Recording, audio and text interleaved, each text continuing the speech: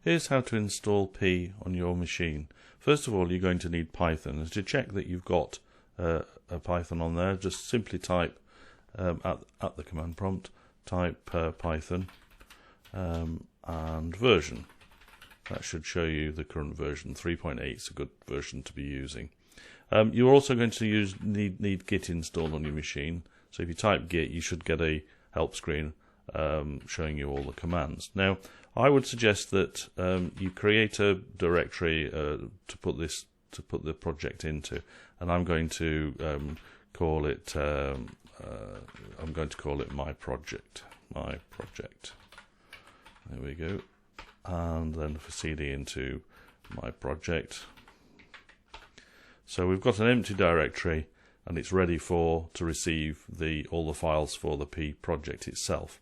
And to do that, I'm going to use the git command. So I'm going to clone from the actual URL. So all you do is do git clone. That should be clone, not clone. So you do git clone and then the URL for the repository, which you can get from the GitHub site, which I'll put a link in, or that is the link.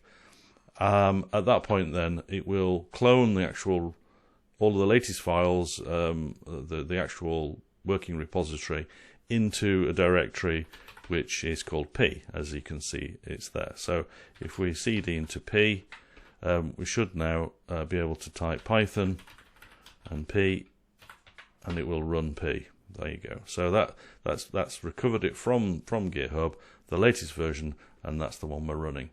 If at any time from now on, you only have to clone it once for each machine that you want to use it on, and then at any time you want to get the latest and greatest from the GitHub website, all I do now is do git pull, and it will pull the latest version into this area.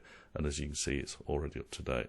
So from then on, all you have to do is do Python P, like that, and it will run the P program.